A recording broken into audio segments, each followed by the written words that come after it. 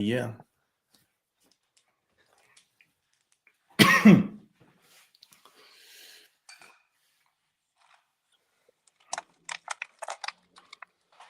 right.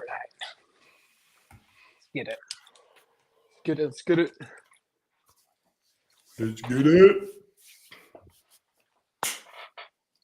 Boom. We live? Yeah. I mean, go. like, we have to like give people time to get in. Like, I just pressed the button. Yeah. No, I didn't know if you'd press the button or not. I was going to get water. It's like, oh, thanks. What's going on, guys? Good to see you on this beautiful Friday. Drop your college recruiting questions down below. Connor and I are going to jam for as long as we're going to jam for. I don't know how long that is, however long we're vibing for. So drop your college recruiting questions down below. I hope you guys are having a wonderful day. Hope you've had a wonderful week. It's a beautiful Friday. Connor, how's your Friday going, man? Wonderful. A little under the weather, so we'll see, but we'll see how the rest of the day progresses. I had like the small workout this morning, and then after that, I was like, I'm about to pass out. so I'm just trying to make it right now. No, but everything's good, man. Everything's really good. Awesome. Drop your college recruiting questions down below. Nathan, hello. Great to see you, sir.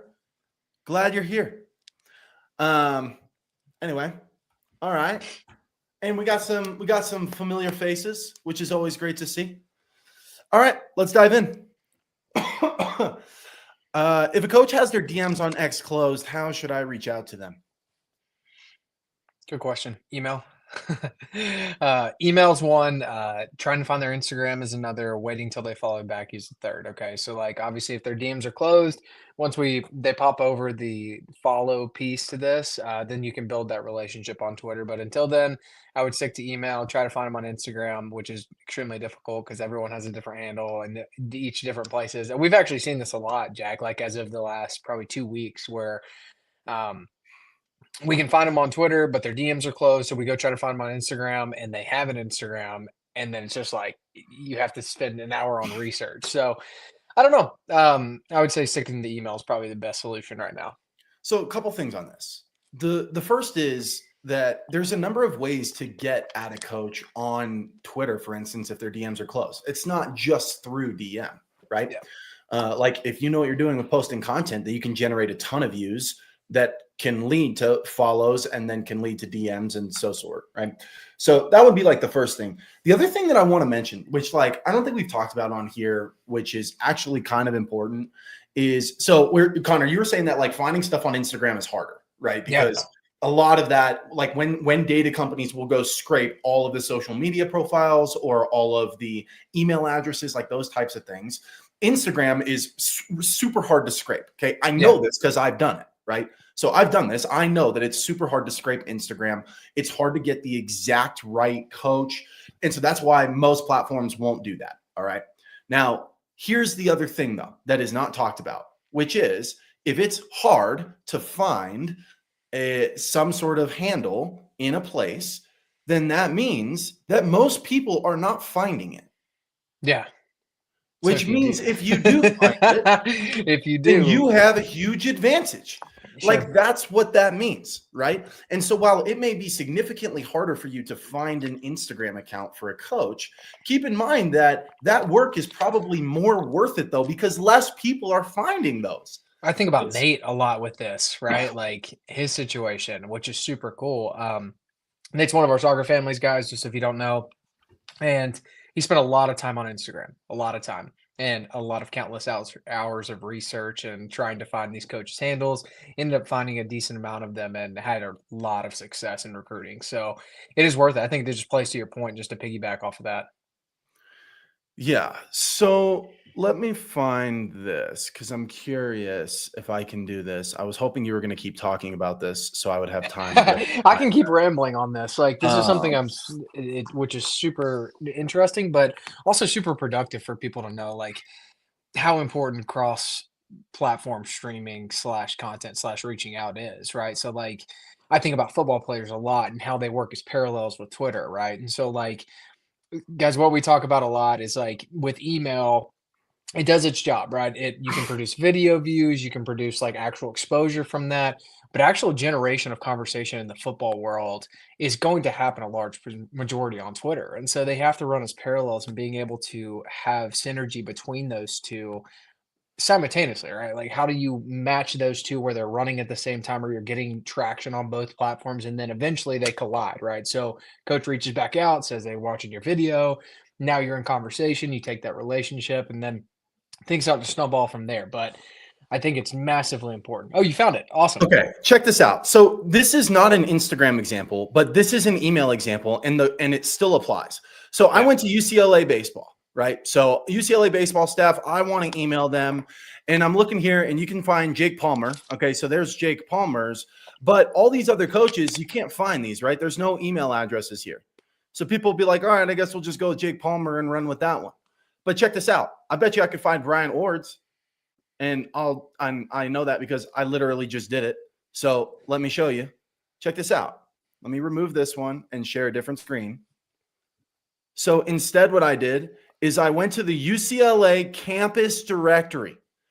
Wait, I got to share this. The campus directory. This is literally what the page looks like. How many people do you think are going here? Not many. And then I typed in Bryant Ward. Oh, look, William B. Ward. Here's his phone number. Here's his email address. I'm not going to click on it because I just did. And it goes directly to his specific UCLA email address. That is not found on the Athletic website. So here's my point. How many people are finding that email address? Not that many. Right. Not that many. Second so step. Instead of competing with 500 people in the inbox, you're probably competing with like 30. Right. And so now your odds of getting interest from that school, significantly higher. So that's the same thing that we're talking about on Instagram. It might be harder to find somebody's Instagram, but significantly less people are doing that. So you're going to it's more worth your time to be able to do those types of things. And so in some cases, it makes sense to do the things that don't scale. It makes sense to do the things that you can't do for 300 people, but you might be able to do for less than that. And if you do them over a long enough period of time, maybe you can hit all of them. But keep in mind, if it's really easy for you to find it, then it's really easy for everybody to find it. Sure. If it's really hard for you to find it, it's really hard for everybody to find it. And so I wouldn't worry too much if DMs are closed or something like that. I'd view it as like, okay, cool. That's actually really great because it means most people are not going to be able to get at this coach. How can I get at this coach in ways that other people don't know? Welcome to D1 Scholarship. Yes. For Ivy Leagues, can you only commit senior year?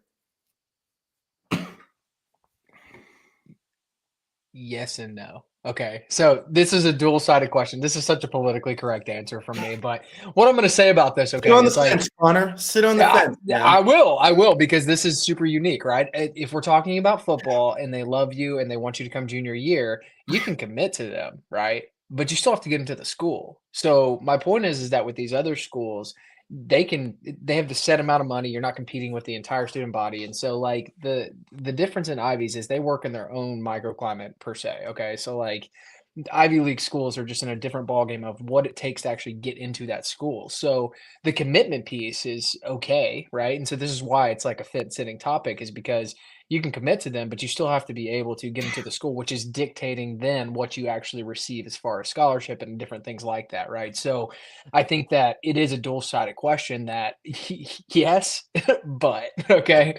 Add on to it. This is great. This is a good topic. Yeah, yes, but is like the answer for everything in recruiting. No doubt. not actually, because there are some no's, obviously, but like it depends, right? It depends. It's like the answer for most things if you're actually being correct about recruiting. So yeah, I think you're right on. So yes, you can commit to an Ivy League school before senior year, but that doesn't necessarily mean that you've officially like gotten in. It depends on the sport, right? Some sports, they're going to make sure that they can get you in academically before they ever do that. But for like D1 bigger sports, like football as an example, like they give you an offer, like technically, you know, they're pretty sure they could get you in, but yeah, you know, that kind of thing. And then the official, like official signing is not going to come until you're officially into the school. Sure. I'm a freshman varsity. How can I start my recruiting? So we typically say, And Connor, it sounds like a broken record, right? Flex the muscle, baby. Flex the muscle. It sounds like a broken record, Yeah, but the but important thing to note is that, like, I'd say there's some people who come here and they're here every single live Monday to Friday. We do this, right? 1 p.m. Eastern. I am considering changing the time for that. And so I'll put something out if we do change the time for that. But the point is that some people are here Monday to Friday every time we do this live, but there are a lot of people who are brand new and they don't know the answer to this question because we haven't done it. And I think it's really helpful. A lot of times we need to be reminded more than we need to be taught.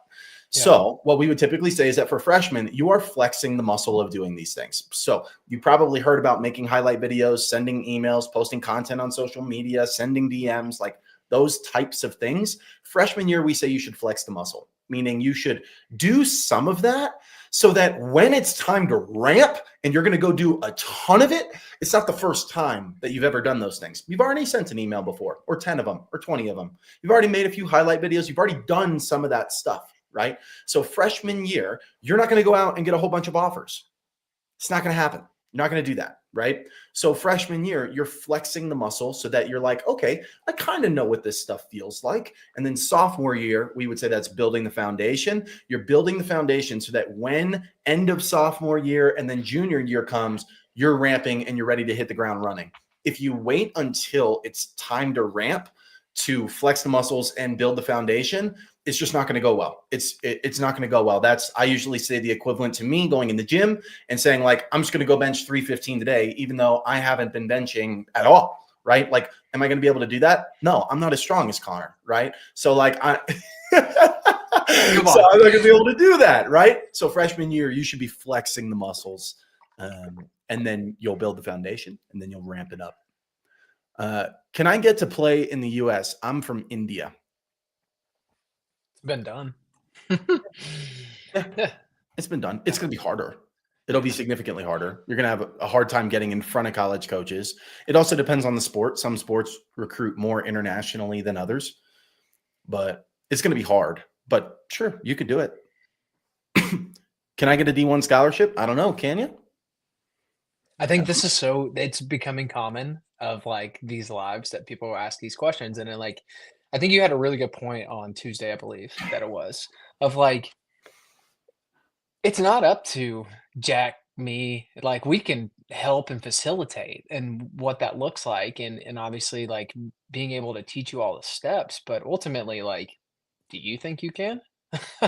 I mean, that's what it comes down to, right? Like, do you believe that you can actually do it? And then what's your plan to go execute? Because if you go to a goal without a plan or a process in place, it's going to be extremely difficult, right? You're just going to be throwing stuff at the wind and maybe something sticks, but extremely challenging. Yeah. I don't have a ton more to add. It's possible, but it's going to be difficult.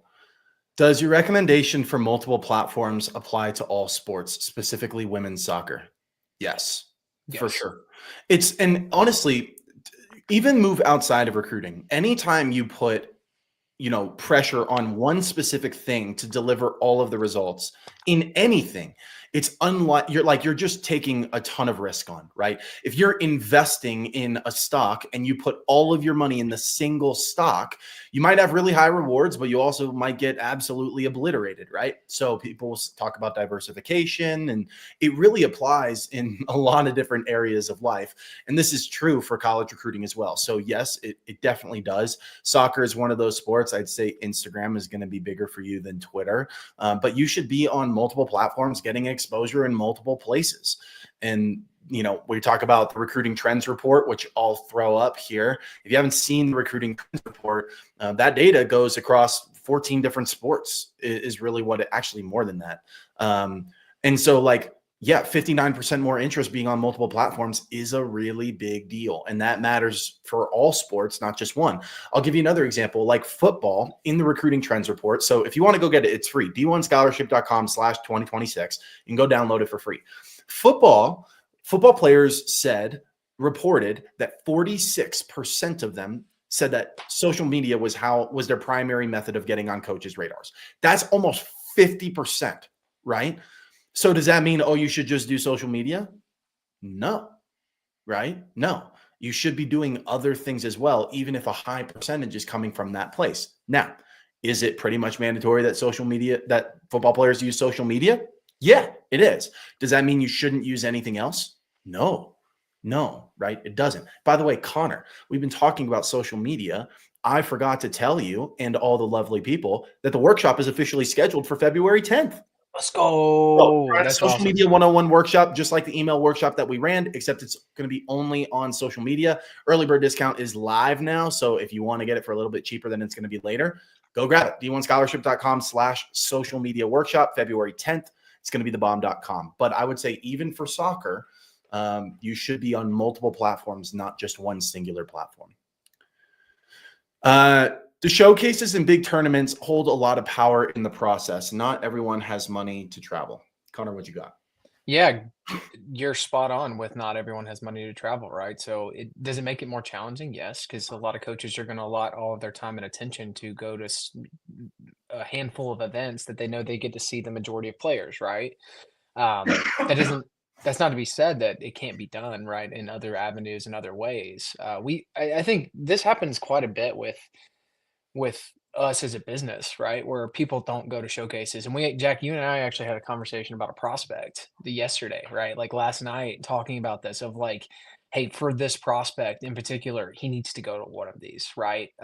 Because of his metrics and everything that he does, that's an intangible that he'll be recruited off of, right? So couple things on this, like, yes, there will be more coaches as those events. Yes, there will be different things, but if you're saying that you're going to bank, it's kind of like what Jack was saying about diversifying your portfolio. That's not the sole reason that you're going to be recruited, right? Like, there's a lot of players that go to these that don't play well in them that aren't going to be recruited. So I think it's dual-sided. The outreach prior to those events and people knowing that you're there makes it more likely that they're going to show up. And if they show up and you play your game and they've already seen you and they like you, then there's a high probability that you're actually going to be seen and heard. Hot take. I'd love to hear this. I think you're almost at a disadvantage, not entirely, okay, not entirely, but you're almost at a disadvantage if you have a lot of money to throw on showcases and if you don't. Because if you don't have a ton of money for showcases and camps, then you are pretty much forced to use alternative methods to getting recruited because you can't go to a bunch of showcases and camps. So you have to use things like outreach to coaches and social media content and all of these other things. You have to because you don't really have another option. For people that have money, right? What they end up doing is they'll end up spending a lot of time and a lot of money on showcases and camps that don't actually move their process forward. Yep. And so they're almost like blinded by that and they use it as a crutch that's going to get swept out from under them.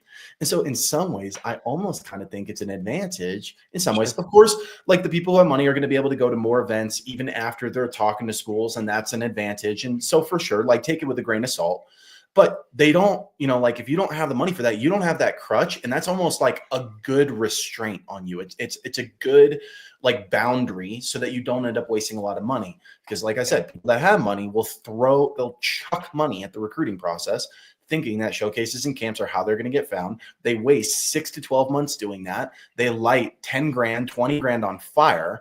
And then they figure out, oh, we need to use alternative methods first. Whereas you did that right away because you didn't have an option. That's my hot take for the day. I like the question though. It's funny because every time that I would, hop on a strategy call, right, or talking to one of our clients, one of the questions is like, why hasn't that worked? And it's like, well, did you make contact before, right? Like, did they know who you were? And I think that's a massive piece to this, right? Like, did they know exactly what you do and who you are and where you play and everything else that goes into your game? If not, then you're one of 100 people. And so you have to stand out in a big way, right? Like, whether you walk on the field and you're a physical presence and you open the eye test, right? And then they watch you the rest of the day because of that, or you have to do something spectacular while you're there to even get a chance. Okay. So if that's not you, there's other avenues that make it a lot easier. Yeah, for sure. How can a water polo player get a good D1 scholarship? It's a broad question. It's everything that we talk about, right? And we say there's really 3 things that you need. You need talent, evidence, and exposure. You need to be good enough to play Division I water polo. You need proof that you're good enough. You can't just say it, think it, or believe it. You have to actually show proof that you are. And then you need exposure. You need enough college coaches to see that evidence enough times. If that happens, you're getting recruited to play D1 water polo. If you don't have, and this goes for anybody that's really at any point in the recruiting process past when college coaches can talk to you. If you have less interest or offers than you hoped for, then you're missing one or more of those pieces, right? And you can really just dial it in and say, which one or more of these are we missing?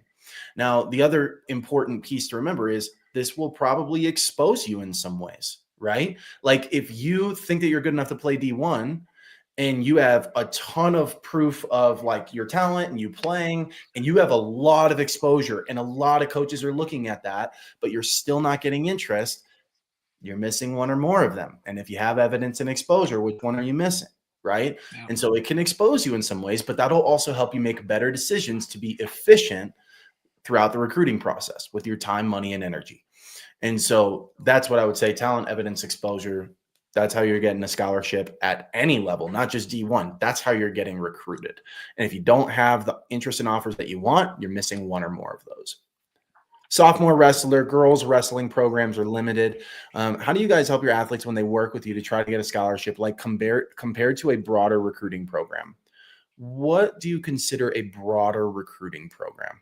Connor, do you have any idea what this person Yeah, probably. I would assume that they're probably going off of someone that has like a bigger database, which we do, or somebody that's like a broader. There's like an overarching strategy that's a catch-all that's not as catered to this individual, right? So I think Oh, that's okay. probably what they're saying.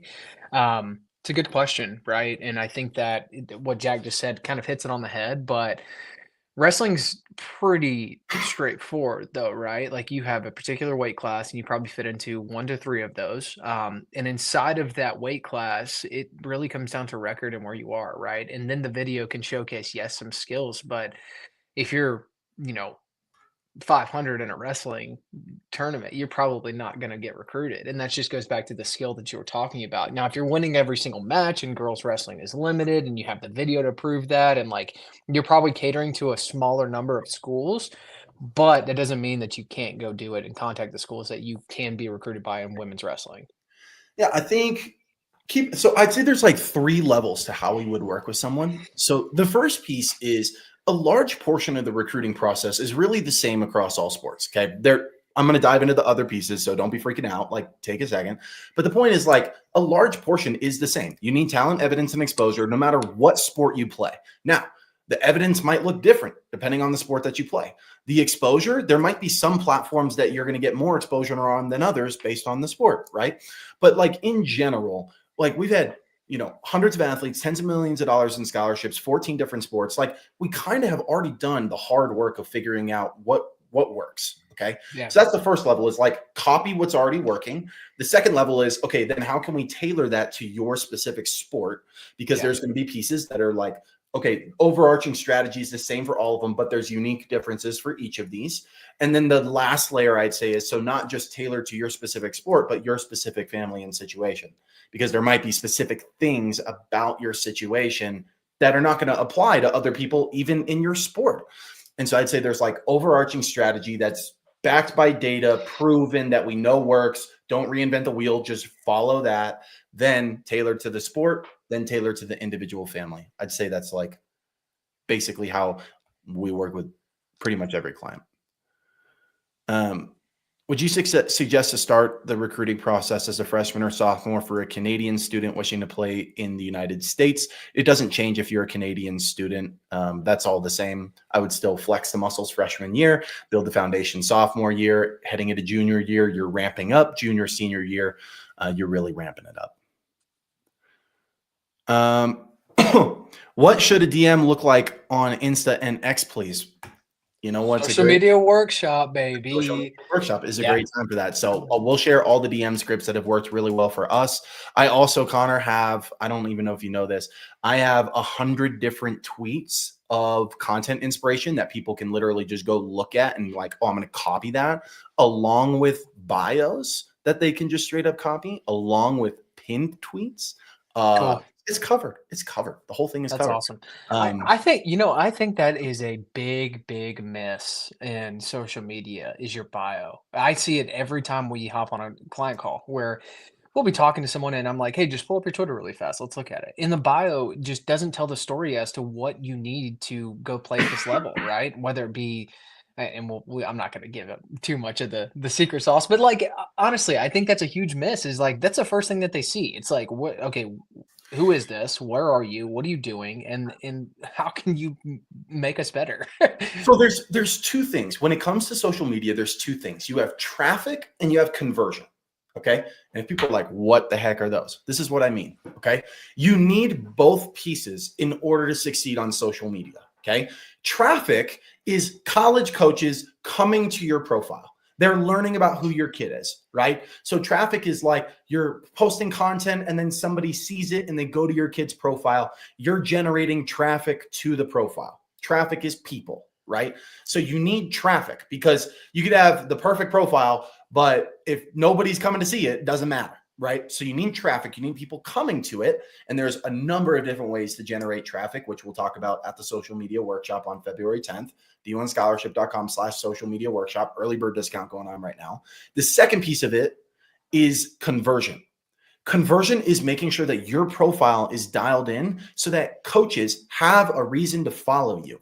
Your profile should be turning coach viewers into coach followers. Okay. If you don't have both pieces, it's really hard to succeed on, really hard, maybe impossible to succeed on social media. You have a really bad profile, but you're driving people to it. You have a leaky bucket. You have a bucket and you're pouring water in and it's just coming out the other side, right? If you have a really good profile, but nobody's coming to it, nobody's ever going to see it. It's a city on a hill. If it's hidden under a light, nobody's ever going to see it, right? If you take the best player in the world and you hide them under a rock, doesn't matter how good they are, nobody's going to know they exist. So on social media, you need both traffic and conversion in order to actually generate traffic on social or generate traction on social media. And that's what we're going to be talking about at the social media workshop on February 10th. So it's more than, so Connor, like to your point, like that profile, it's a really critical piece because you could be generating, like we've seen this, there's people who generate a lot of traffic. They make posts on social media, get thousands of views. People are retweeting their stuff, but they're not really getting very many followers. It's like, maybe the profile's not quite where it needs to be. Maybe the talent's not quite where it needs to be. You need both pieces, both pillars, if you want to succeed with social media. We'll be talking about that at the social media workshop on February 10th. Tickets are now live. You guys don't gatekeep. Wow. We don't gatekeep. Here's what I would say about the gatekeep thing. Okay. It's true. There are some things that we do gatekeep actually, but I always said this, and I'm sorry if this is cliche and you've heard this before, but I want our free stuff to be better than everybody else's paid stuff. And I think that if you go back, we've done a live Monday to Friday, every single day for most of January. They're all still on YouTube. Like you can go back and watch all the other previous lives if you wanted to. And I personally believe, also based on the feedback that we get from people, if you go back and you watch all of that stuff, it's better than majority of the paid products out there for recruiting. No doubt. That's the point.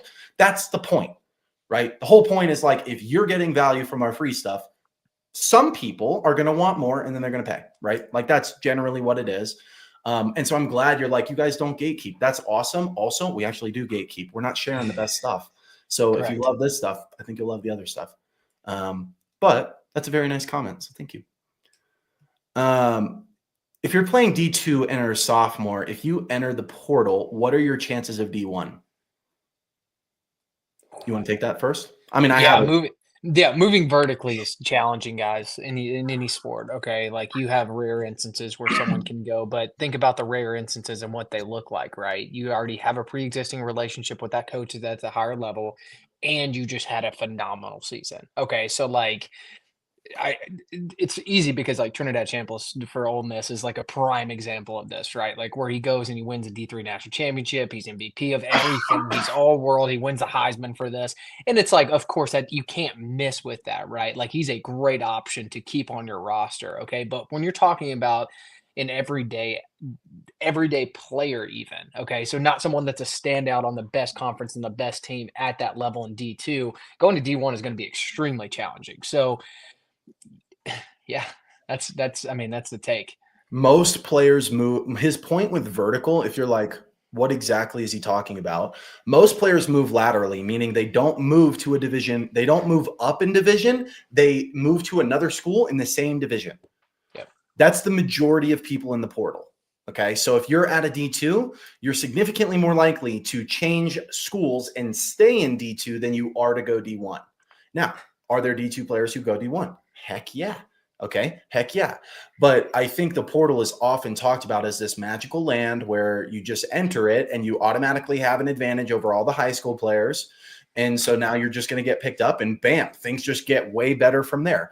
No, Right. the portal is getting more and more competitive every single time it comes around for your sport. More players are entering the portal than ever before. When the portal first became a thing, it was still very competitive because a lot of people entered, but not quite as competitive as it is now. It's becoming more and more and more and more competitive. Here's the other thing, Connor. I was texting with a dad about this the other day, and we were talking about how the rules around the portal are so unknown and it's still such a new thing that people really don't understand how to navigate through the portal. And Correct. because of that, anytime you have a situation like that, there is a massive opportunity for people who do know how to take advantage of that situation. The Yep. portal is still early enough that if you're going to enter the portal and you understand how to get an advantage, you will legitimately get an advantage. In 5 years, that will be less of a thing because more people will understand how to do that. No doubt. And Connor, we need, like, I was talking to his dad about this. Like, we need a portal offer. No Like, doubt, like to cater to that because we're there's, I getting mean, a lot there's of people asking. 8,000 people. Yeah, and there's 8,000 people that are in it, right? And so it caters to a massive market. Look, I think that one thing that's isn't talked about enough, and we have mentioned this on lives before, but finding the right fit and having options before you go to college will prevent some of this problem, right? Like doing your due diligence prior to and having legitimate options to go to school and make the pick as to what you're going to do for the next 3 years of your future, it eliminates a lot of this, right? But if you don't, if you're siloed into one opportunity on a random Tuesday because they saw you at a random showcase and they liked you for whatever reason, then now it's this. You may hate the coach, but that's the only opportunity that you have. And so, do you stay there? Do you go into the portal? Do you risk what we're talking about? Chances are, if you don't like the fit, you're probably not playing well. And so, it's just a snowball effect in the wrong way, right? So, can you prevent it on the front end to then capitalize on the back end of what you're doing? I love that. Preventative before having to do surgery. You Yeah, know, like yeah, you view going to the transfer portal, you should view that as surgery. It is your last option. It should yeah, be your last option. By the way, reclassing falls into the same category. no It should doubt. be your last option. You should be exploring all other possibilities and opportunities before doing that. Now, Yep. listen, do people go to the portal and it makes sense for them and they get incredible opportunities? Yes. Yes. Do people reclass and get incredible opportunities? Yes. We had a family who had like 20 D3 offers, but was getting, here's the key thing, was getting feedback from D1 saying, man, if we just had one more year, we would be all over you. That was the feedback they were getting. So they decided to reclass. And then the following year, they had 10 plus D1 offers, Power 4 schools, a kid committed to Stanford. Okay. Yeah. But that is not how it goes for everybody. So you should view reclassing, transfer portal as surgery, not the first option that you choose right off the bat. I think kind of making a conjunction to that to the women's wrestler that asked a question earlier in this talk is like that's how we cater, okay? Because we don't go off of just a whim of like, yeah, this is a great idea. It's like, no, what are we talking about? Like you're potentially throwing 20 D3 offers out the window if you don't do this. And for most people that's like it's scary and it's the unknown, but it's because you have pre-existing data that proves like, hey, this is probably in our best interest if that's what your goal is and that's what you want to do. But this is why it's so important for it to be individualized because No you're going to kidding. get different answers for each person. Like you Yep. can't, again, there's stuff that applies to everybody, but there's stuff that only applies to this sport and there's stuff that only applies to this family, right? Yep. It has to be that way. What do you think I should be doing as an eighth grader playing soccer? Enjoy it. Have a good time. There will be plenty of time for you to get into exposure and things that are probably not quite as fun, but necessary later on. Enjoy the process, get bigger, faster, stronger, and rock and roll from there. At what age should my son, who is 13, start attending camps like Nike Invitations and or others? So typically what we would say here is that there's really only 3 reasons you ever go to an event. For development, you think by going to the event, your kid's going to improve as a player. Most camps are not this. Okay. Experience, you think that in the future, your kid, or you know that your kid's going to have to play well under pressure at an event in the future. And you're like, I don't want that to be the first time that they're in that environment. So we're going to go to a camp now that's low pressure, and they're just going to get to see what that feels like. So when they're at a high pressure camp, they're more comfortable and they can play to the best of their ability. And then the third reason would be evaluation or exposure, like recruiting events that people would typically think of. If you're going to recruiting events, like the third version as an underclassman, you're almost certainly wasting your time and money. You should really be going for the first 2 reasons. Are there exceptions? Yes. Connor and I were just talking about how this is individualized. He was talking about a family that we were talking about yesterday who is going to need to go to some of those. Why? Because the kid is talented. Like the kid is like, because the kid is talented. That's what it is. And so like, yeah, needs to go because there's a possibility that he's going to go off the board relatively early. Not guaranteed, but a possibility. Kid needs to go to some of those. But for most families, and the majority of families at D1 Scholarship that we help would probably fall into what we call the good, not great category. Their kid is good enough to play in college, but they're not great enough to get recruited on talent alone. Yeah. And that's like 90% plus of the families that we work with on a day-to-day basis. So for those families, which is going to be most of the families in here on this live right now, I would say that you go to events, make sure you know which reason you're going to an event for. And if it doesn't fall into one of those 3 categories, you're probably wasting your time and money. The second question that I would ask there is, what is the probability that what I think is going to happen actually happens? So it's not just, well, I think it's going to be a recruiting event.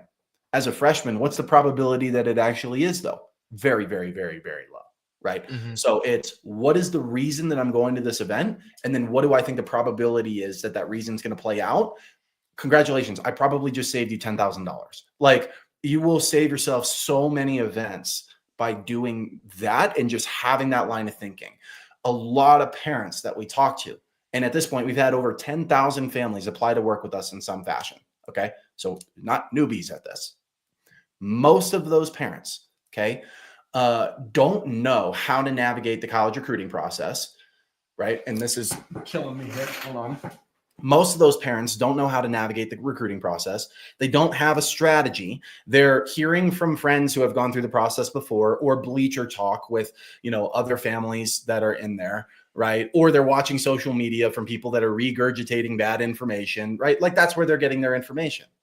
So they don't know how to solve recruiting problems. So what do? They chuck a bunch of money at the recruiting process, hoping that that solves it. Yeah. It's not going to solve it. And you're just going to be out a bunch of money. Don't do that, right? Don't do that. So to answer your question, your son is 13. I would say if you want to go to a couple events for development or experience, great thing to do. Totally fine. Make them low cost, make them close to home, like make it really easy on yourself. If he's super talented, toward the end of sophomore year, if you want to go to a couple really big ones, then it makes sense. Otherwise, wait until you can get feedback from college coaches. Start building those relationships through outreach and content, and then make your decisions based on that. But you're probably a few years out from that anyway. All right, that was a second rant, I guess, on the day. What do you got on that one, Connor? Nothing. You hit every point. I mean, to be honest, like you covered everything that needs to be said. I think like, especially when you start to look at big organizational type showcases, right? That's not hosted by a college, that college coaches are not for sure guaranteed going to be there. You start running a risk, right? Is there anyone there that's going to matter? Okay. And if the question, if they don't have something telling you that they're going to be there and you're going to be actively recruited while you're there, it's not worth it. Just what you said. Yeah. What does working with you guys for recruitment look like? Can you explain how you guys help the athletes or what the process is like? If I'm your client, what roles do you guys play to help us? Those are all great questions, actually. So a couple things. One is if you want something inexpensive and you're like, listen, I'm not looking for a multi-$1,000 thing. I just want some recruiting help. The social media workshop is a great stop. Okay. So it's $99 a ticket right now. That price is going to go up. That's early bird pricing. So if you want to make it cheap. Go get it right now. So d1scholarship.com/social media workshop, February 10th. We host workshops like that. We did an email one maybe like 20 days ago or something like that last month. We did one that was awesome. We'll do another one on highlight videos. Like we'll pump these out about different topics in recruiting. And that's like 45. It's like a 2-hour call, 45 minutes to an hour of teaching, about an hour of Q&A on the subject, that type of thing. It's a Zoom room. It's a lot smaller, that type of thing. So we have those for people who are just like, I just want a little something. I want a little nugget. That's what those are for. In terms of like the higher level stuff that most of the testimonials that we pump out are from, there's a couple different ways that we can work with families. Like we can guide you and you do most of the work. We can handle a good amount of the work for you. It just kind of depends on what your budget is and what you're really looking for. The last piece of this that I'll say is we 99% of the time work with parents. Okay. We have a huge belief that your athlete, as a 16-year-old who goes to class for 6 hours and then has practice for 3 hours and then goes to a lesson and then has homework and studies for tests and has, chores around the house and friends to hang out with. And we haven't talked about anything in recruiting, like making videos, sending emails, sending DMs, posting on social media, etc. We have a huge belief that if you take the process and you dump it on them to see if they really want it, it's not going to go well. It's not. And the people that are telling you, hey, you're coddling your kid, you're spoiling them. If your kid really wants it, they'll do the work. Those people are super out of touch with the current state of college recruiting. Yeah. So 99% of the people that we work with are parents. Okay. Don't buy the thing and then give it to your kid. The workshop, okay, fine. But the other stuff, it's for parents. And we're super explicit about that. And again, it just depends on what you want. The best thing to do, depending on how old your kid is, would just be to schedule a call with us. And then we can figure out like which one would actually be the best fit for your family, depending on like what you need, because every family is different. Connor, anything else there? No, all good. All good. There's nothing really to add. I think the biggest thing too to like take away from that is like how catered once again it is. And this is, Jack, how many times have we told people like, hey, this not a good fit. Like you don't need to do this. Like, and I recommend watching some of the testimonial, like go to our website, you'll see testimonial interviews where we actually sit down with our families. You can go see what they look like, what they sound like you can go and talking to us about their experience, what they were struggling with. And you'll see there were a number of people there that we said, don't buy this yet. You're too early. This is a waste of money. And then there's people who aren't testimonial interviews because we told them not to buy because it just didn't make sense. We don't believe in taking people's money if we can't help you. Yep. Seriously. Okay.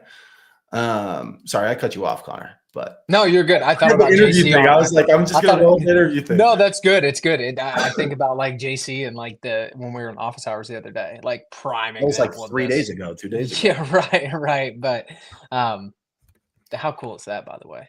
That's awesome. Super cool. Yeah. Pumped. Go ahead. All right. Let's show one on the screen, huh? Yeah, this is my favorite. Sophomore in high school, plays varsity basketball, has about 400 coaches and colleges following her Instagram account.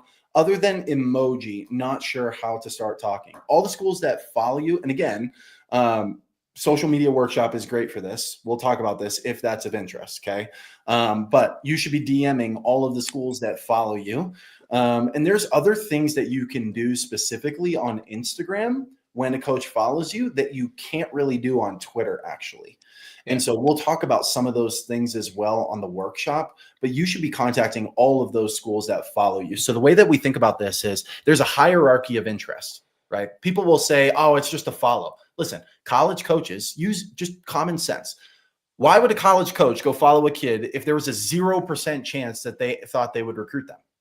They won't. They're not going around being like, this kid looks like they're not very good. Follow. Like that doesn't happen, right? They're not doing that. So if they follow you, there was something there that they like to see. Now, if we're being honest though, on top of that, a follow is like the lowest level of interest. So there's a hierarchy of interest. We'd say like getting a follow from a coach is the bottom. It's not nothing, but it's not significant.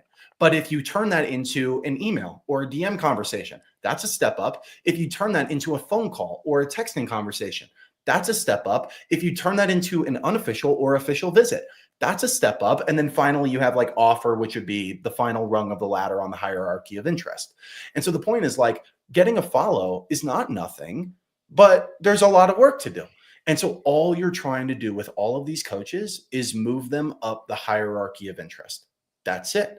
And so a coach might come in and they skip the follow and they go right to texting or phone call. Cool. The process remains the same. You're still trying to move them up. And there will be other coaches who start at the follow rung. And your goal is to just move them up the hierarchy of interest. That's it. So if you want to learn more about the social media workshop, d1scholarship.com/social media workshop. You can see what other people have said about our workshops. You can see the results that we pumped out, what you'll learn at the workshop. It's awesome. And tickets are now available. There was another question here. Oh, the question was a follow-up to that one, which is like, do I wait to reach out or should we be proactive? They watch and like our highlights. Proactive. Being reactive. I was going to say proactive. Reactive in the process is never the move. It's almost never the move. And so, yeah, definitely be proactive.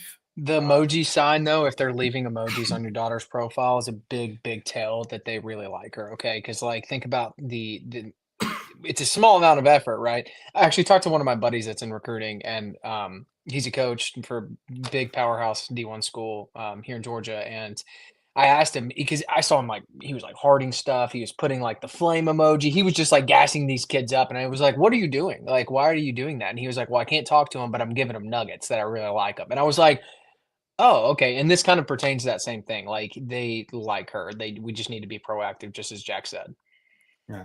First time on, just found you guys. Awesome. Great to see you. Thanks for coming. Right now we're doing this every Monday to Friday, 1 p.m. Eastern. But Connor, I have a poll going on Instagram right now. Cool. What is it? With some different times. Should we check? I don't know how many people have responded yet, but let's see the times here. What's the alternative time? Okay, so I'm gonna give you these four. Let's play guess the time. I like it. And here's what I want you to do. I gave 4 times. I want you to go top to bottom, say the first one that you think is like the best, that the most people chose, and then go down in order. Okay. All right. I like this game. Let's do it. All Eastern time. Okay. All Eastern time. So 10 a.m. Eastern, 1 p.m. Eastern, 3 p.m. Eastern, 5 p.m. Eastern. Which one is the best to the worst you think that people said that they could make? 5, 1, 10, 3. 5, 1, 10, 3. I'll give you a lot of credit. Yeah, you're pretty much right on. So 5 o'clock right now has 47% of the vote. Yeah. 1 p.m. has currently 29% of the vote in second place. And then 10 and 3 are currently tied at 12%. So you're right on. Very nice. It just makes sense. Like some people like this time, and that's probably the people that are on. Like, when did you post this? 2 hours ago? I always post it anywhere from like 30 to 45 minutes ahead of time. And I only post it on Instagram, even though we have people on Twitter and YouTube and stuff like that. I only post it as like a highlight on Instagram saying, hey, reminder, we're going live. Like that's cool. It. Yeah. And most people like we even see this with office hours, like evening times usually. Evening times, right? So we might test out some 5 o'clock times and see what that looks like. But as of right now, 1 p.m. Eastern. If you're not following on Instagram, follow on Instagram. That's probably where we'll post that the most. Any highlight or updates on that. Okay. Hey guys, a former high school varsity track and field and swimming. I do club running in college and want to drop my times down to have competitive times to go D1 at a school I'm planning on transferring to. Is there a question with that? Is that the same one? Oh, okay. Hold on. There's an update here. I got NAIA out-of-state D3 offers in high school. My parents wanted academics when paying for college, so I now go to a big D1 Power 5 school for academics. Got early decision accepted instead. Is there a question here? I would assume that he's asking, how does he go and transfer to go run, right? Like, if he's doing club, it falls into the same category, if I had to assume, as far as exposure. And like, depending on what you want to do. Yeah. I don't have a question there, so we'll just keep going. Son is considered number 1 defensive lineman and his age group. What should I be doing for him now? How old is he? Yeah. Great question. Just need to know how old he is. These rankings now, Jack, like go all the way to like 6th grade, dude. It's insane.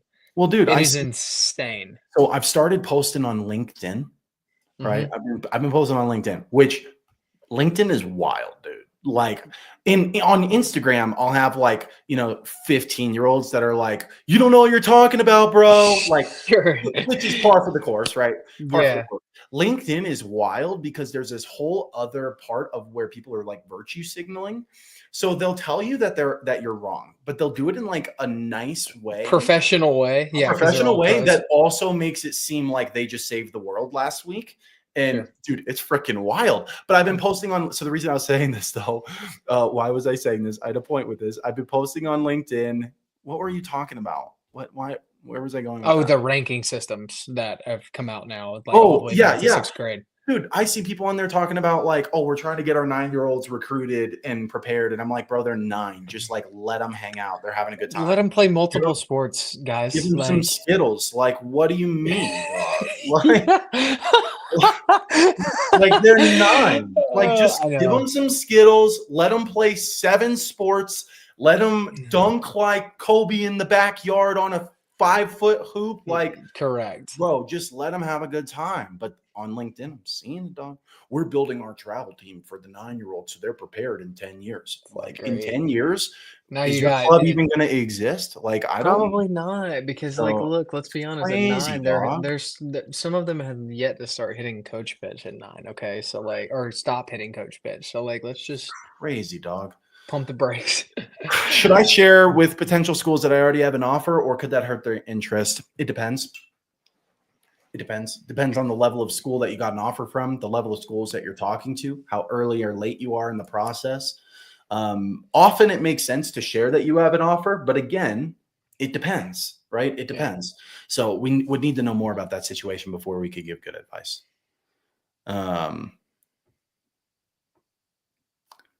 You seeing baseball players get offers toward the end of their senior year? Yep. Yeah. So remember, the recruiting process is getting pushed back for all sports, right? The kids are getting recruited later and later. Let me clarify. They're still getting recruited early, but they're being offered later than ever. And so we have kids who are still getting recruited by Division I schools right now for baseball, for football, for a number of sports. So there's still a couple exceptions. Lacrosse aggressively early, volleyball aggressively early, but yeah, for baseball for sure, there's still players getting recruited senior year. Obviously, significantly less opportunities than there are now than there were 6 months ago. But absolutely, stay in the game. Thank you for your time and feedback. You're welcome. Thanks for coming and being here. Appreciate you. How far in advance of an ID camp should we reach out to the coaches, Connor? Week before is usually okay. All right. If you're being very strategic about it and you've already had some pre-existing communication, 2-ish weeks is good. Okay. And the reason for this, guys, is like the first email you're going to provide an update with, and Jack, I don't know if I'm supposed to be like diving into this, but I will anyway. Give Like, the sauce. yeah, so like provide an update to them with the video. Okay. So like you're giving them something of value that they can hold on to it and then attach that to the same email chain the following week that's like looking forward to being at your camp on X day. That's that next weekend or whatever it is. Okay. So really there should be about 3 emails that are sent because the last email that you're going to send is after the event that just says thank you. Okay. It's like thank you for the opportunity. If you capture some video while you're there, that's a great opportunity to remind them and refresh their brains, and it has to be done that same week. Okay. So like if you do it, say 2 weeks out from when the camp was, then now they've already moved past that, right? They've checked that box. They don't remember like some of the people that were there. So doing it while it's fresh and it's like, oh yeah, I remember that from Saturday. Okay, great.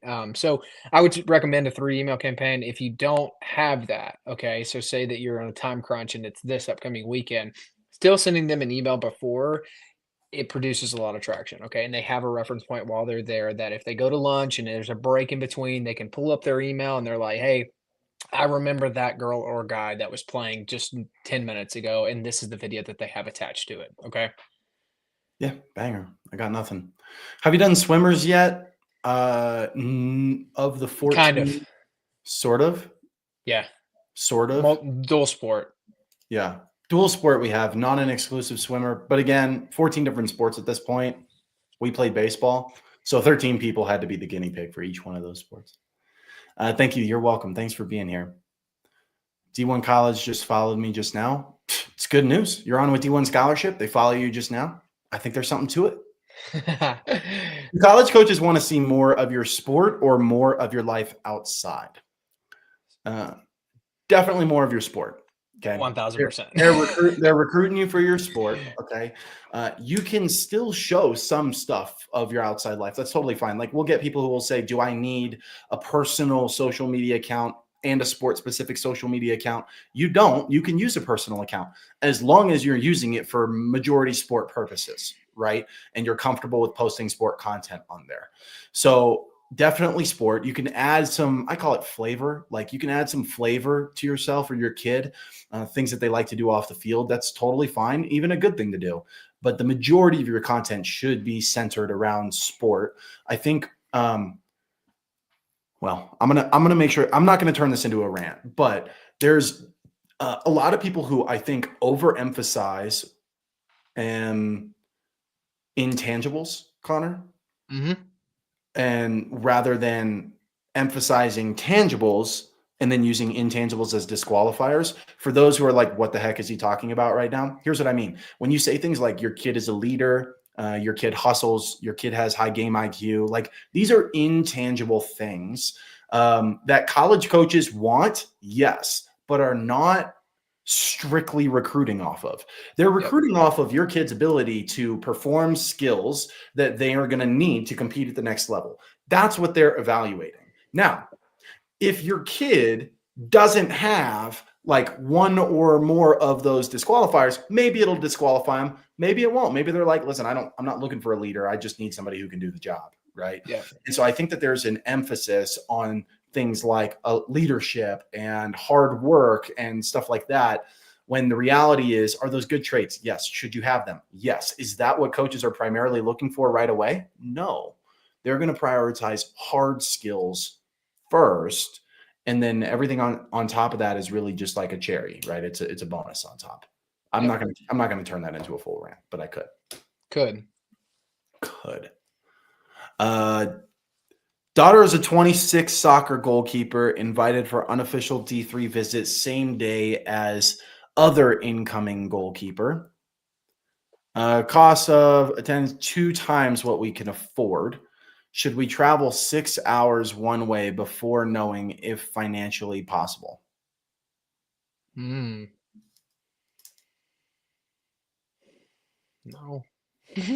Look, like, you're going 6 hours away and the cost of the school is double of what you guys can afford, which is okay. Look, this happens a lot when we deal with families, okay? Like, the cost of the school is just too high, okay?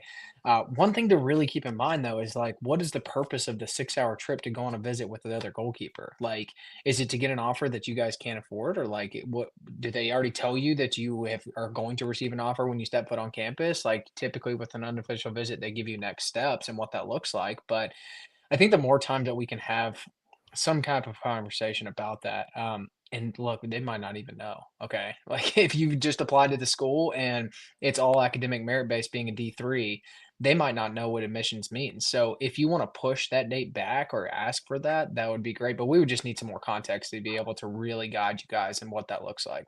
Yeah, for sure. We would need more, but it sounds like it could be a situation where you should be asking that before you go. Sure. And specifically because there's another goalkeeper who's already going.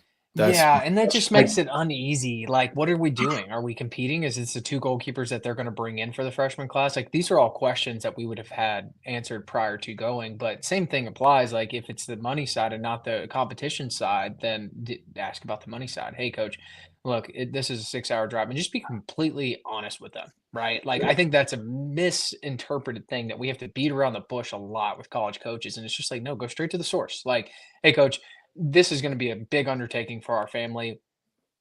Can you give me some more insight? Yep. Can you talk about what's a good D1 offer? This is highly, highly relative and variable in a number of different ways. One, it's dependent upon the family, because a good D1 offer, let's say someone gets a walk-on offer, and you're like, oh, that's not a good D1 offer. But if that's the kid's dream school and the family can afford it, no problem. It's a great offer. Like, it's the dream school. They get to go play. Like, go for it, But then another example would be like, it depends on, and you might say, well, yeah, but how much money is good, right? Well, it depends on the school. It depends on the sport, right? Like we were even talking about a family yesterday or 2 days ago when they were on an office hour call with us. We were talking to them and he was like, "Hey, we got this offer. Is this a good offer?" And for their position, it's a great offer. Like and so like some sports and positions will give more money to one player than another, right? It's the same thing. Yeah. If you watch football, quarterbacks make the most money, right? They make the most money. So like similar in college. Or how about for something like softball, right? Yep. Pitchers are going to get more scholarship money than a position player, right? Yep. More often than not always, but like just generally speaking. So it's variable and it's relative. It's not flat out, oh, if you got a full ride, that's the only definition of a good offer. No. And it's not like, oh, if you got 50%, that's a bad offer. No, definitely not. So it depends on a lot of different factors.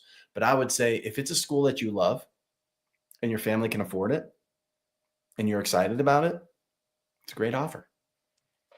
Case by case. Case by case. Yep. Case by case. That's like again, Typical. all of recruiting, case by case. Yeah, right. What are your thoughts on drop-in visits? If you're doing a regular college visit, could you just swing by to see a coach, Connor? Yes. 100%. Let them know that you're coming, right? And like, but yes, we actually had this reminds me like probably a year and a half ago. Do you remember the baseball family that did this and ended up getting an offer like that same day or like 12 hours later? It was I insane. do. Yeah, Yep. so this family, guys, like they were asking the same question that you guys just asked. Hey, look, we've sent them probably 20 emails. We haven't had really any traction other than, hey, we like you and we're waiting on next steps from admission. So they were just giving the runaround of everything. Okay. The family had ties to this school and they were already going to visit the school to see if it was going to be a good fit and for the experience, right? So they were doing the campus tour just to see like, hey, if I don't play a sport, would I still be interested in going here?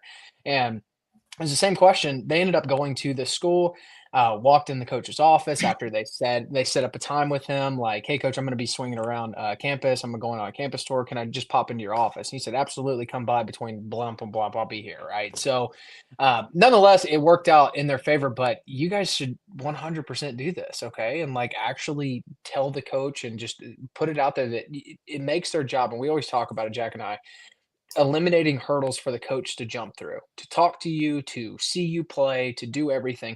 And this is a big, big, big hurdle that sometimes they just don't have the time to do, which is like actually make the effort to come and see you. So if you go to them and you're already on their campus, the chances of them actually having time and carving that out pretty high. The golden rule of college recruiting: the easier you make it for a college coach to recruit you, the more likely they are to. Yep. The easier you make it for a college coach to recruit you, the more likely they are to. The other thing that I'll say is here's a little bit of sauce on the drop-in visit thing. The smaller you make the ask, the more likely they are to say yes. Yep. So if you say, "Hey, coach, I'll be dropping by to visit. I'll be in town. Can you walk me around campus and like show me everything?" Right? Big ask, right? Odds they say yes to that are much smaller. If you say, "Hey, coach, I happen to be in town. Would love to just meet you for 60 seconds and shake your hand." Oh, much smaller, right? 60 seconds. Yeah, I'd love to just meet this person. No problem. Here's what people miss, though, is that if the coach is willing to do the whole walk around campus thing, they'll do it even if you only ask for a 60-second handshake. Yep. They'll do it anyway, right? And so now, but guess whose idea it is? Their idea. You didn't even ask for the visit. They did that. It's so much more powerful, right? And so smaller asks. That applies to a lot of things in recruiting. How many IB camps should a 16-year-old female soccer player do? From Ontario. There's not a specific number. It's not like you should do 6 of them. It depends. It depends on how many schools you're talking to. Depends on how far those schools are. Like there's a lot of factors that would go into that. Really what I would do is I'd say, what schools are we having dialogue with? How meaningful is that dialogue? How frequent is that dialogue? And then for the schools where that's the case, those are the camps that you should consider going to. But of course it changes because like if a school is 30 minutes down the road, the bar for you to go is much lower. It's like, listen, if they've given you any time of day, you go. It's 30 minutes. Even if they haven't given you the time of day, it's 30 minutes. It's an afternoon. You should go do that. If you have to fly 6 hours to go to an event, then that's where should probably be pretty meaningful, should probably have frequent conversation. You should know that that's going to be worth your time. So it depends on the dialogue that you've had. It depends on how far the school is. There's a lot of other factors there, but it's not a specific number. Connor, you got anything else on that? No, that's perfect. I think what you said about about it being dependent on how much communication you have is massively important, right? Especially you guys in Canada, right? Like traveling down to the States to come to these ID camps, those typically are not going to be right down the road. Okay. So like just make sure you're checking those boxes beforehand, and then it usually equates to more interest or more opportunity while you're there, which is all you can really ask for, right? Yeah. And he also says being personally invited by a coach versus public ID camp are two scenarios. Here's what I'd say: as long as you're in communication with them, it doesn't really matter quite as much. Yeah. There's a little bit, but not quite as much. The personalization too, if I can add to this, like the personalization piece, like that looks a lot of different ways, guys. If the coach is just blatantly saying like, "Hey, I want you to tie this camp or this camp visit into actually talking to us about playing for us," and hey, we want to take you around and show you the facilities outside of the camp, and just tying the camp into a regular day. Um, the calling you by first name, like doing all the different stuff and checking all the boxes, that is more communication than just normal. Okay. So if they say, "Hey, athlete, I want you to come to this ID camp," that's being blasted out. Okay. And like just realize that there's a huge difference from what they say and reading between the lines of these emails. Yep. Is taking a gap year at an academy after high school beneficial? It can be, but remember, this is going to go in the category of reclassing. It's going to go in the category of transfer portal, which earlier in this live we talked about as being surgery, right? It's not the first thing that you jump to, it's a last resort option.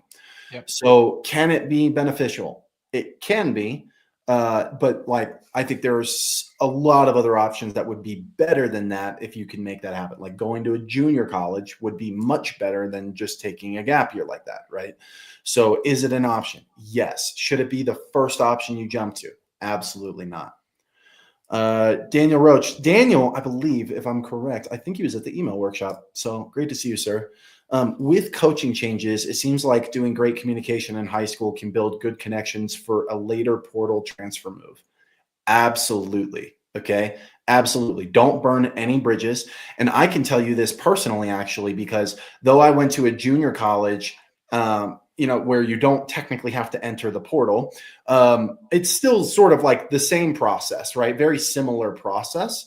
And I can tell you that as soon as I transferred from my D1 to a junior college, the first people that I contacted were schools that I had some good communication with in high school. And guess what? Immediately got a response back from both of them. And they were like, "Hey, yeah, great to." And actually, both of those schools, neither one of them gave me an offer in high school, but they were like, "Ooh, maybe he's developed now, maybe." Right. And I ended up going on a visit to one of those. That was Nebraska. And then the other one that I was having conversations with was Duke. And so, like, I carried those conversations. They remembered who I was, they knew who I was, and they were recruiting me in junior college. And so absolutely that stuff makes a difference. Don't burn bridges. It's like, especially in today's recruiting world, my goodness, don't burn a bridge, because it can be it's a really, really big deal. And so, yeah, Daniel, I think you're right on there, sir. Heading to a junior day for a D1 off the heels of a game day visit football, what can we expect from a parent POV and from a player POV? So, Connor, they had a game day visit and now they're Yep. going to a junior day. Cool. That's What can you exciting. expect, parent player Yeah, POV? yeah, the relationship will develop naturally because of this, especially if they've already like they've talked to you a little bit at this game day visit. Now you're going to a junior day. They just want to see you in front of them a little more. Okay. The what you can expect is really whenever it comes to junior days, it gets a little dicey with parents just because like your job is to be there just to support, right?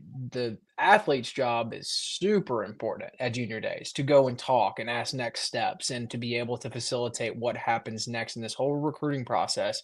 it makes their job easier, just like Jack and I were talking about earlier. So for you guys, if they bring you down to the field, if you get an opportunity to talk to the coaching staff, chances are they probably have developed that relationship. And so those will be pretty set out for you. But nonetheless, like from your athlete, from yourself, whoever is talking to this coach at the end of the day, whenever they're signing off, make sure you have that question answered. Hey, coach, what are next steps and how can I make this process as easy as possible for you? Yeah, banger. Andrina, which I now know is the correct pronunciation of that. Oh, Andrina says, I'm not going to miss the social media workshop. Thank you. Yes, I'm excited about seeing you there. For those who are wondering what she's talking about, February 10th, we're hosting a social media 101 workshop. Tickets, there's early bird discount right now going on, $99 if you want to buy a ticket. You'll get the recording. You'll get all the slides that I'm going to do. And it's going to be awesome. D1scholarship.com/social media workshop. So if you're like, wait, I know that social media is a really important part, and I feel like it's a black box and it feels like a foreign language to me, then come. We'll make sense of it. We'll show you everything that we've been using. We've had over 10,000 families apply to work with us. We've generated tens of millions of dollars in scholarships. The stuff that we're going to share is not a guess. It's not like, oh, here's the stuff that we heard from other people on social media, so do that. No, this is stuff that we are using on a daily basis to generate traction in recruiting. And we're just going to unveil all of it. I know that you probably already have this checked off, but please go over reposting from athletes to other athletes. Like, I know you have this checked. I know this is part of the speech, but my goodness, is it a pet peeve of mine. So please, when you were talking about the traction versus conversion and like doing all this stuff, like I was like, the only thing I can think of is how many times that I've told someone this of like, guys, I love your teammates. Please do not. Okay. Oh, yeah, that's awesome. And then Daniel comes in and says, we did the email workshop. So it was him. And he says it was very helpful. Awesome, Daniel. Well, I'm so glad you were there. Maybe we'll see you at the social media workshop. So that's awesome. Comment. And actually, I haven't looked at like who signed up yet for it, but I know that at least one person from the email workshop has already signed up for the social media workshop, which is awesome. Cool. That's awesome. Okay. Get to put it on the screen. I love when we get to put it on the screen, man. It's the best. You guys should pop over and follow, like do this on YouTube or Twitter, because then I can actually like Instagram makes me separate it, so I can't show the Instagram ones on the screen, which is annoying. So you feel going to most IB camps, girls soccer should occur going into the summer of your junior year and junior year in general, especially if a school is giving you serious interest and dialogue. And then there's a quick also says outside of local camps, of course. Yeah, in general, Chris, like what you're saying is basically what we've been talking about, right? So yes, you're picking up what we're putting down. And so generally what we would say is you want to know what camps to go to, then generate interest from schools, build dialogue with them, and then go to camps for the schools that you're talking to. And if you're like, well, I'm young, I can't get interest yet, that's a sign that maybe you shouldn't go to that many camps. And by the way, there's always exceptions. Always exceptions. Some players will need to, but in general, that's kind of what we say. And then, by the way, we have our 100K scholarship roadmap quiz. So we broke the recruiting process into 5 phases, and each phase, just you take a 2-minute quiz, you figure out what phase you're in, and then we'll give you a free guide. So if all that sounds sweet to you, d1scholarship.com/roadmap. You can go take the 2-minute quiz. You'll get to see what phase you're in. You'll get a free guide for that phase. It's awesome. Go check it out. Also, don't lie about height and weight. That really turns coaches off. Yeah, I wouldn't lie about anything. I would not lie about anything. For men's basketball specifically, what's the one data point or clip that most consistently triggers a response from D1 assistants? I'm going to ask that again. Okay, so men's basketball, he's asking what's one data point or like skill specific clip that most consistently triggers a response from D1 assistants. Cool. This is kind of what we talked about earlier, Jack, which is hilarious that someone's actually asking the question, right? Like, look, like I used this example the other day. Okay. The titling of what you're sending them is massively, massively, massively important. Okay. And if they don't know what they're watching, think about this like an email or anything in life, right? If you get a random link to a random person that you never talked to, the chances of you clicking on that pretty low, right? Because you're like, I don't want to like be taken off this, like I'm doing something else. And so the titling of as to what you're saying to them, is massively important. So if you take that factor into it, what does your position really care about? What are people looking for that play your position, right? So like I would say a point guard. Can you have a clip that's you dishing a three, right? Like dribbling in the paint, dishing a three? Can you have one that's a full court pass? Can you have one that's actually knocking down threes, facilitating and running the offense, right? But like you're giving coaches a blueprint to that and to be able to click on that. As for specific videos, the example that I was going to use, there was a kid that was just super talented, could jump out of the gym. And like the first clip that he had on his highlight and the first clip that he has his pin tweet was him just throwing it down on somebody. Awesome. Like gonna get a ton of views just because everyone loves to see it, right? So like if you have something like that that's just like the highlight of the highlight that could go on Sports Center, obviously that's what we're going to use and that's going to produce more traction because it's going to get filtered into that either X, the big cloud and X, the Instagram, or even just like a YouTube short. Yeah, the other thing that I'll mention about this is it's sometimes it can be one thing that triggers a coach to response, but a lot of times it's a bunch of little stuff that you do right. Yeah. And it's like a lot of little things that you line up, and all of those little things together are what produces the response. I talked about this, Connor, yesterday with Cade, and I was talking about how everything in the recruiting process should work together. They're not one-off strategies. It's not like, well, I'm going to do email over here. I'm going to do social media over here. I'm going to do video over here. It's like, no, right? Like your whole process should be working together. And the example that I gave is like, you might send an email to a college coach and you're using video that you have very intentionally built for that email. And then they don't respond to the email, but instead they follow you on social media. And then you send a DM on social media and they respond, right? And now they're watching you. And then they call your coach to verify like, oh, is he a good player or not, right? And then after that conversation, he's like, dang, we really need to watch this player. So he tells another coach on his team, hey, watching this kid, like he's good. Then that coach follows you, right? And so it's like all of these pieces should be working together. They're not one-off tactics. If you're doing one-off tactics, the odds that you will have success are very low. Or even if you do have success, it won't be nearly what you could have. Everything should be working together in the recruiting process. Yeah. So I'll just mention that. Grades matter too. Yep, grades matter for sure. What's up, guys? What's up? Great to see you. Awesome to see you. Sophomore daughter, she's the varsity quarterback for her high school flag football team. They went to CIF this year for the first time, have played. She also plays varsity basketball. They're in an Ivy League. I have an 8th grader. Man, you got a lot going on. No kidding. You know, the top schools, coaches. I need a little direction on what to do with them. I mean, there's a lot of direction there because you mentioned a few different like situations there, right? I'll go with the oldest one with flag football. We had an athlete that ended up getting a scholarship in flag football and like not even how you would think. Super cool story. But like nonetheless, right? Like you have to be able to do the same things that we talk about. And like the navigation piece is going to look way different than your oldest one than it is your 8th grader. And like what that actually does in the implementation of that process. Like yeah. So it'll change quite a bit. Sorry, I'm looking at this. Yeah. The other thing about flag football that I'll mention really quickly. So I'll say I want, like, we both want to help you. We want to give you a lot. There's just like so much to tell you based on, because it's kind of a general question. It's difficult for us to do that. If you can give specific questions, a lot easier for us to give like a really good answer that will actually help you. The one thing I'll mention about flag football, like women's flag football, Division II, $40,000 plus scholarship for women's flag football. Everyone in the room right now should be going, what? Yeah, what? Okay. What? Here's my point. There is more scholarship money than ever before. So if you're like, my sport's not really going to get scholarship money. No, screw that. Probably not. Like you could probably get some sort of money in some way.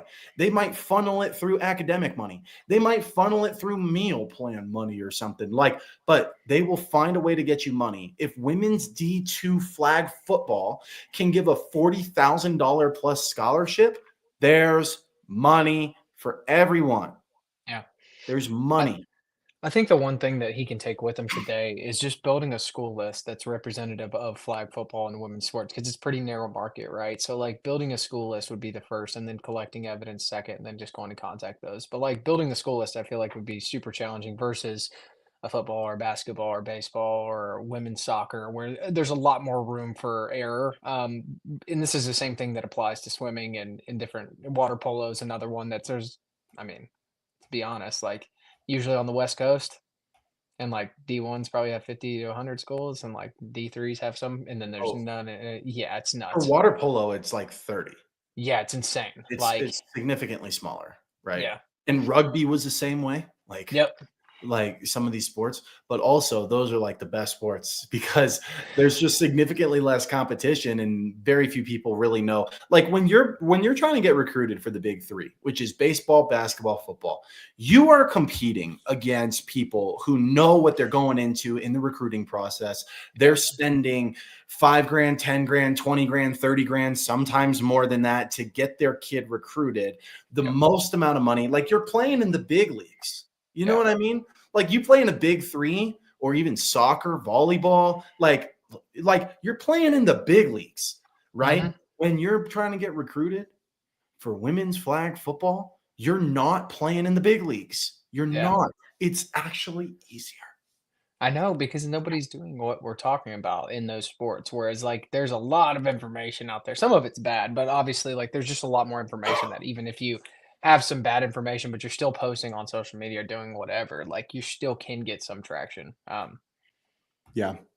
Apparently, we're way behind on questions because I'm now at the point where Cade is saying 9 is wild, which means he's talking about when when we were talking about travel teams and LinkedIn and stuff, which was a while ago. Oh yeah, And someone saying Skittles. Remember, I was talking about Skittles.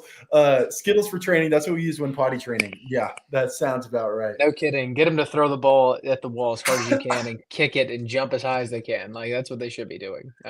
Yeah. Uh, when staff say we like him, what usually still has to happen before money is real? It could be a lot that still has to happen. So I talk about this as like the confidence threshold. So 0 to 100, think of a scale. And 0 is where everybody starts with every school. They don't know who you are. They don't think you're good enough, all those things. And 100 is you're our guy. Here's 100%, here's a scholarship, right? You're trying to take every school from 0 to 100. What a lot of people don't understand, this is critical. If you're doing something else now, and someone, by the way, was talking about traveling to practices and games at 5 so they wouldn't be able to make it, just use it like a podcast. Like just turn it on and listen to it on your way to that stuff, right? If you're doing other stuff right now, just pause for a second and listen to this. Most people, when they get interest from coaches where they say, we like them, they think they're like 0 to 80. And they're like, all they have to do is get 20 more points. They're like 80 to 100. We're almost there. Probably not, unless your kid is insanely talented. You're probably more like 0 to 20.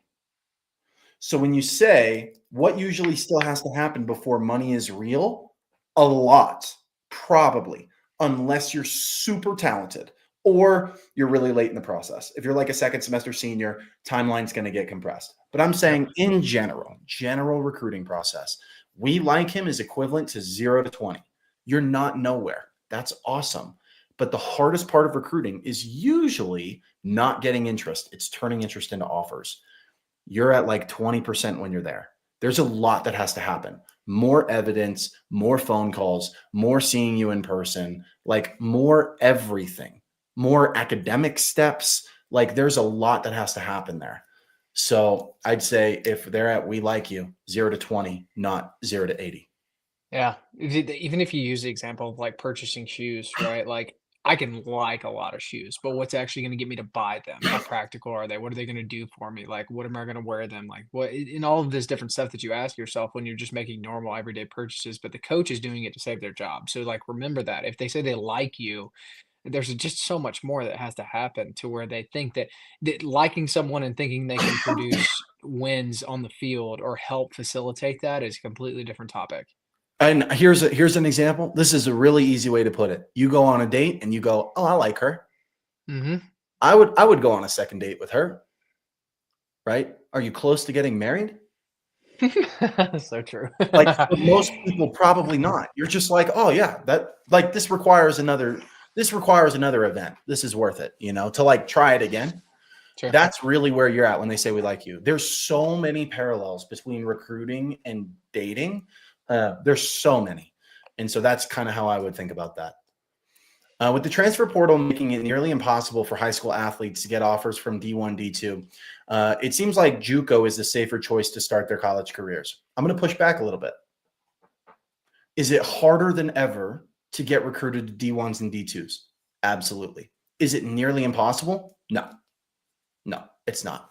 Now, is it nearly impossible if you don't have a strategy, your kid isn't really that good, you're not putting time, effort, money into the process? Then yeah, nearly impossible then. Right. But if you're taking it seriously, like, and your kid is talented enough and good enough, it's not nearly impossible. It's not. Sure. The kids all the time, D1s, D2s, all the time. Okay. And by the way, I'm not talking like power 4 quality kid. No, just like good enough to play at the D1 level. Like that happens. Now, is it a smaller percentage than ever before? Absolutely. Transfer portal is filling that up. Less players are going to go for sure. I don't disagree with that, but I'm going to push back a little bit on the idea that it's nearly impossible. Now, JUCO seems like safer choice. Yes and no. Okay. Also, just so you know, I'm a JUCO kid. I went JUCO. Love JUCO. Think JUCO is the bomb.com. Think it's a great option for a lot of people. Exactly what you're saying. Also, how many other people do you think are saying the same thing you're saying? Yep. It's only going to get worse too. So that means my point is that junior college is getting more competitive because people are like, ooh, that looks like a safe option. So now what happens when supply, right, decreases, demand goes up? There's more people that are trying to get to JUCOs because it's a safer option, which means that it's harder to get to a JUCO than ever before. Like it trickles down. I call it the trickle down, right? When D1 players who would normally go D1 can no longer go D1 because of what's happening in recruiting. Where do they go? Well, they go to like D2s. Well, where do those players go? Well, they go to D3s and NAIs and JUCOs, right? And so the talent level is rising across the board, right? Yeah. And so is JUCO a great option for a lot of people? Absolutely. I'm a huge proponent of JUCO. But I don't want you to think that JUCO is a shoo-in, that you can just automatically go to a JUCO. And I also want to push back that saying D1, D2 is nearly impossible. I just don't believe that. And we haven't seen that. It's harder for sure. Your kid better be really talented. But we see it all the time. And I guess it changes per sport. Yeah. Before you hop on to the next one, I have to run. Guys, awesome. Yeah, awesome. Really enjoyed it. Like I said, every time that we leave one of these, I just feel like it's super productive and getting to actually talk to you guys, super fun. So looking forward to more of these. And obviously with the social media workshop, guys, like so fun. The first one we had was amazing. And then this one's going to be even better because it pertains to more sports and more people. So super fun. Awesome. Beautiful. Have a wonderful day. I'm staying on. See you guys. All right. Let's go. So, Chris, what is best, sending a 3-minute fall ECNL highlight clip goalkeeper or a minute clip of saves, minute clip of distribution, and a minute clip of training? I would say neither of those would be the best option, but if I had to choose between those two options, I'd say the second one is the best option. Daughter is a junior, runs 5:16 mile. Should she mention that her times are at altitude when posting, contacting coaches? I would soft mention it. So I wouldn't use it as like a crutch, but I would soft mention it. So I would just say, like if you're going to post a time or something like that, you could say like, this cool mountain air sometimes gets to me. And then it's funny and it's enjoyable, but you're also mentioning like, ooh, but I'm running at elevation. So there's a little bit of like nuance, or what's the word that I'm looking for, but like creativity, maybe. I'm still not hitting the right word that I'm trying to find, but you can play that a little bit for sure. But here's what I would be very skeptical about doing.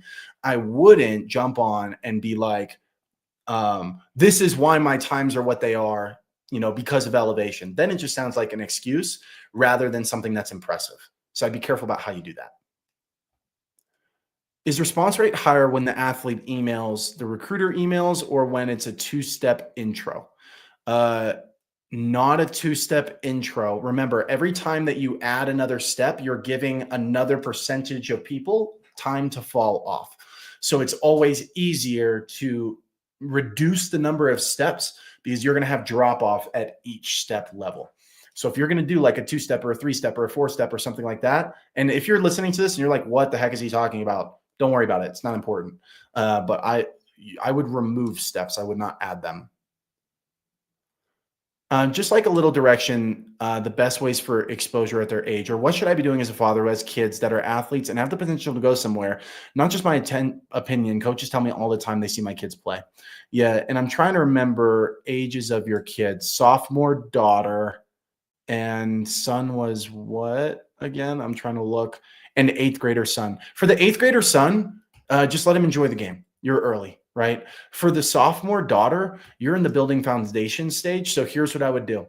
The first thing is I would go get a list of all of the flag football schools in the United States. Why? Because it's not a big sport. So there's probably not that many. So I would go get every single one of them, and I would get a minimum of 2 coaches at each of those schools.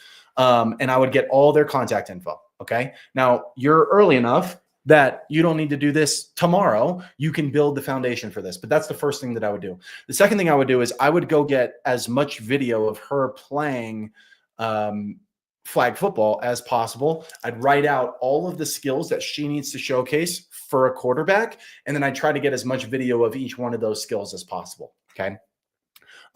That's like the first place that I would start. And then you're going to move into sending emails, sending DMs, posting content, etc. But I would start with building a list and getting all the evidence, build the foundation, and then you can move into ramping up and actually getting exposure for your kids, which is outreach, content, connections, showcases, and camps. Those are really the main ways to get exposure in recruiting.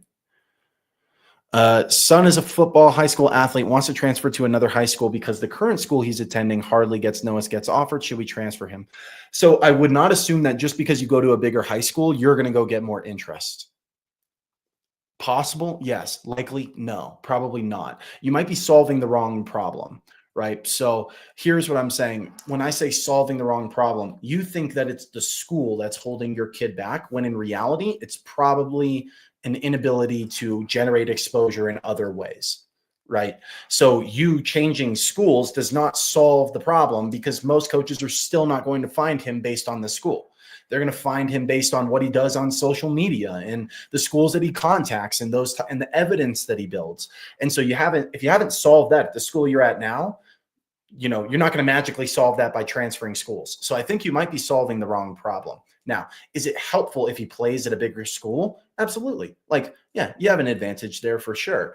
But is it enough to constitute pulling him away from friends, an environment that he knows, et cetera, and putting him in a different situation? That you have to weigh as a family, right? I'm not going to be able to make that decision for you, but the benefits have to outweigh the costs of that. And I would look over all of those consequences, because there's a lot of consequences when talking about pulling a kid out of everything that they know and putting them in a brand new environment. So will the school a school change completely fix your problem? Possible, but unlikely. More likely is that you need to learn how to market him to college coaches using other methods. And you can do that at a small school. Listen, we've had kids get recruited out of Alaska. We've had kids get recruited out of Hawaii. We've had kids get recruited out of small private Christian schools in rural Iowa. And it's like, well, yeah, coaches weren't coming by all the time for those schools, right? Because they're not going to Alaska. They're not going to Hawaii. They're not going to rural Iowa like that. And yet those kids are still able to get recruited. Why? Because they understood how to market themselves to college coaches. And so that's how I would kind of think about that. When a coach watches film but doesn't reply, what does that usually mean? It can mean a number of things. It can mean that they didn't like what they saw and they're not interested. It can mean that they did like what they saw, but they're not ready to engage right now. Maybe because you're too young, or because they're evaluating other athletes. Maybe you're further down on the board. There's a number of things. It doesn't necessarily mean that they're not interested. It could. But not necessarily. We've seen this all the time. Coaches might not respond, but they are watching from what we call the shadows. Coaches will recruit from the shadows. They won't expose themselves yet. And then after like 6 months, they'll pop out and be like, hey, I've been watching you for 6 months. Love it. Would love to have you on campus. And you're like, where have you been? Happens all the time. Okay. Son tore his ACL, missing senior year. Is it too late for more offers to come through? Has several D2. I would need to know the sport. I need to know the sport, but no, not necessarily. It's not necessarily too late. Basketball and football. That's what it was. And is missing senior year like he's a 2026. And so you're saying, yeah, it's not too late. It'll be harder. Injuries are really difficult. Injuries are really difficult. So it'll be harder, but it's not impossible. Yeah, harder, but not impossible. Thank you. Follow-up question. When she applies for a national race, Nike Indoor, Arcadia, there is a conversion for time. Will college coaches look at converting times? Yeah. Yeah.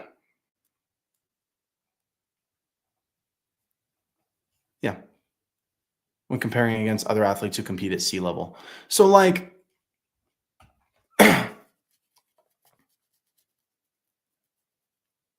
what I would really do is she's going to have meets at sea level, right? Like, I assume you're going to have some meets that are going to be at sea level. When that's the case, go get the times from sea level, you know?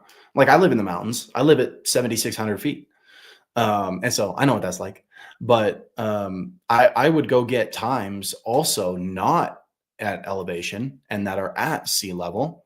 And then you can use those times and you can say, hey, here's the difference between me at elevation and me at sea level. So I would get both, is really what I would do. Son got invited to the Hawaii Tiki Bowl. Tiki Bowl, December 26th. Is it worth it? That's almost a year away. I think it's too early for you to know the answer to that question. And I would really judge it based on the conversations that you're having heading into that. If you're having a lot of conversations, great. If you're not having a lot of conversations, who knows? But like, it could be worth it. I'm saying it's too early to know. You're talking about 12 months, 11 months away from now. I think you should get more.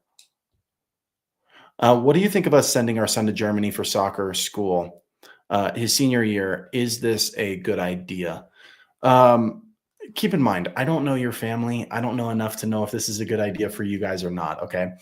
Keep in mind, if you're going to send him to Germany, but he's trying to get recruited in the US, it's just going to be harder for them to see him play, right? Now, maybe he's playing in a competitive league or in an academy or whatever. And maybe that's a really good thing. And soccer recruits heavily internationally. So that's not that big of a deal. But just remember, they're not going to be able to see him as easily if he's playing in Germany as if he's playing in the US. But in terms of whether that's a good idea or not, I would need to know more about your family. Like, I just don't know enough. Take it with a grain of salt. It really depends on a lot of factors. But soccer does recruit internationally. So I wouldn't say that this is like the worst idea ever without knowing a lot about your family. But, of course, it's going to be harder to watch him play if he's on a different continent. All right, guys, we've been going for an hour and 38 minutes. There's some other stuff that I got to get done today. So I'm going to bounce. We might change the times. Maybe we'll play around with like a 5 p.m. Eastern next week, something like that. Appreciate you guys all coming Monday to Friday, doing these lives. People seem to be really enjoying them. Last thing I'll mention is February 10th, Social Media Workshop 101. D1scholarship.com/social media workshop. Tickets are $99 right now. Pop in there and it's going to be awesome. We'll share everything that's been working for us on social media. So I hope you guys have a wonderful Friday. I hope you have a wonderful weekend and I will see you guys all on Monday. So see you guys then.